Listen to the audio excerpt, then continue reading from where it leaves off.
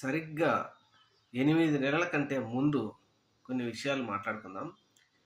మన ఉప ముఖ్యమంత్రి పవన్ కళ్యాణ్ గారు ఎక్కడ మైక్ పట్టుకున్నా ఆడబిడ్డ జోలికొస్తే అంతు చూస్తాం, నరికేస్తాం, తాట తీస్తాం, తోలు తీస్తాం అంటూ అనేక విధాలుగా మాట్లాడేటువంటి పవన్ కళ్యాణ్ గారు ఆంధ్రప్రదేశ్ రాష్ట్రంలో మహిళలు, ఆడబిడ్డల మీద జరుగుతున్న అఘాయిత్యాల మీద నోరు మెదపకపోవడం మాత్రం బాధాకరం.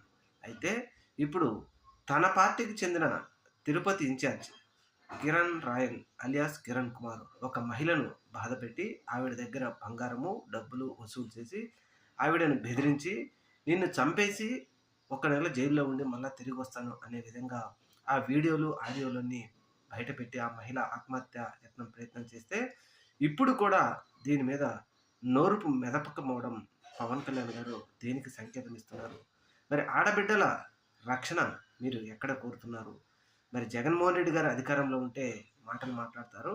మీరు అధికారంలో ఉంటే ఏం జరిగినా మాకు సంబంధం లేదు అనే విధంగా పవన్ కళ్యాణ్ గారు నోరు మెదపకపోవడం బాధాకరం.